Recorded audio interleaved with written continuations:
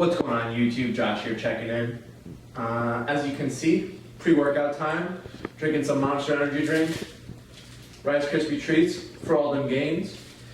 Reality is it's been pretty rough training lately. I've been getting 4 or 5 hours of sleep in the hospital, 12, 13, 14-hour days. So I'm pretty shot and it's time to prep for a meet. Right now it's week 2 of 7 meet prep. I'm 5 weeks out from my next competition and I really would like to be home sleeping, but you know what the reality is, you step on the platform and nobody cares what your excuses are, what your struggles were, if you had any injuries, if you were busy with work, if you had a breakup, whatever. It doesn't matter. You have to get in the gym, you have to put in the work when it counts, and that's why I'm here. So, gonna do some lower body training. The plan is nothing too heavy because we're still early on in the prep, but I figured I'd get it on film and we'll roll with the training footage.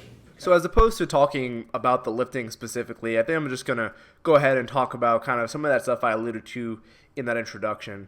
You know, just the past few months have been really rough when it comes to training and eating properly and all of the above. I've been getting to the hospital around 6 a.m., sometimes earlier, and usually leaving 12 hours, 13 hours, 14 hours later. You know, long days like that are definitely rough, especially when the lack of sleep just accumulates and sometimes it's 6 days a week, and on that 7th day is usually when I teach a strength class at the gym. So even on that 7th day on Sunday, I usually don't even get to sleep in. So there hasn't been really much ability to catch up on sleep, and you know, it's definitely catching up to me. Fortunately, because I am training with the idea of competing in mind, it definitely steps up my motivation much more than I think if I were to just, you know, go to the gym just to stay fit, to look good, whatever. You know, not that there's anything wrong with that at all, but the fact that, you know, I am going into this with the idea that I will be competing in, at this point, 4 weeks now, that's, you know, pretty serious. That's something that is, I'm not going to just show up to a competition half-assed prepared and, you know, step on the platform and embarrass myself. I'm going to train my butt off and I'm going to give it everything I have regardless of whatever else is going on. That's just how it is. Sometimes the training sessions don't go all that great because I'm obviously exhausted and my recovery is pretty poor as a result of the poor sleep and all the other conditions. But the reality is showing up to the gym and getting in some kind of training and giving it everything you've got, even if your tank is on half full, it's better than missing a training session in most cases. You know, unless you're at the point where you're really going to, hurt yourself because you're that tired. Okay, you know, go home and take a nap. But sometimes that's just kind of what it comes down to. Another thing I wanted to kind of touch on is just nutrition in these kind of situations. Not sure if any of you guys can relate to this, whether, you know, you have really demanding jobs where you just can't, eat that well or whatever. I mean, the reality is sometimes I'm stuck in a surgery for 5 or 6 hours and lunch just doesn't ever happen. I'm stuck in clinic and, I can't get food or whatever the case is. So the reality is just determining what are your priorities. When it comes to nutrition, the most important thing by far is just calories. If you're not getting enough calories to fuel your training, you know, you're just not going to be able to give it everything that you need to give it in the gym. So the most important thing is total calories. And as a result of that, you know, nutritional quality isn't necessarily at the top of my priority list. Would it be great if I could, always have lots of fruits and vegetables all the time? Sure, it would.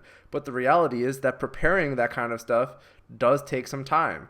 And if my option is eat a Rice Krispie treat or, maybe, I don't know, sleep less and make a salad or something, the reality is a lot of that just takes more time. And I'm not saying that I don't have fruits and vegetables and stuff like that, but at times like this when, I'm just super busy, it's just not always going to happen that way. It's just not always a possibility to get in all of the micronutrients and everything else. So when it comes to nutrition, number 1 is calories, and I'll get them whenever I can. Number 2 is just protein, specifically as far as the most important macronutrient that I'm most concerned with. And then after that, I kind of loosely track my macros, so to speak. So enough about that. We're going to look at training footage because this is where I alluded to. There's a little bit of a PR happening right here. So this was actually an AMRAP set. I believe I did, I forget, 6 or 7 sets of 4 preceding this at 365. This was an AMRAP set, and honestly, the only reason why I didn't get more was my form wasn't that great in the sense that I was kept like kind of looking down, which made my hip shoot up a bit.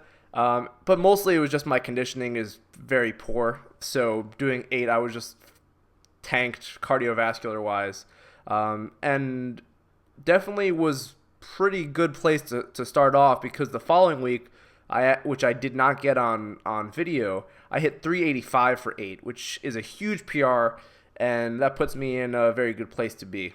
So I finished up the workout with some high bar squats. This here was 275. I forget how many reps I did. It's not really that important. They're for reps, like maybe 7 or something or 8. I don't know. But the high bar squat is something that I really, really like to do. It's something that I was never really very proficient in. I always felt very uncomfortable doing it. But actually, at the gym I train at, there's a lot of Olympic weightlifters. So as a result of that, they primarily do the high bar squat. And they've been good just like to see other people, how they squat, just observe their form and things like that. And I've definitely taken some cues from them. And definitely really liking it. In fact, it's almost exclusively replaced the pause squat as one of my favorite squat accessory movements. So anyway, guys, that is the video. I have actually broken this training footage up into 2 parts, so stay tuned for part 2. Just way too much training for one video because I don't think anybody's got the patience for a 15-minute video. Anyway, guys, that's it. Give it a like. I'll catch you in the next video, and that is all. Should've told you I'm on one. Yeah, fuck it, I'm on one. Yeah, I said I'm on one. Fuck it, I'm on one. But somebody should've told you I'm on one.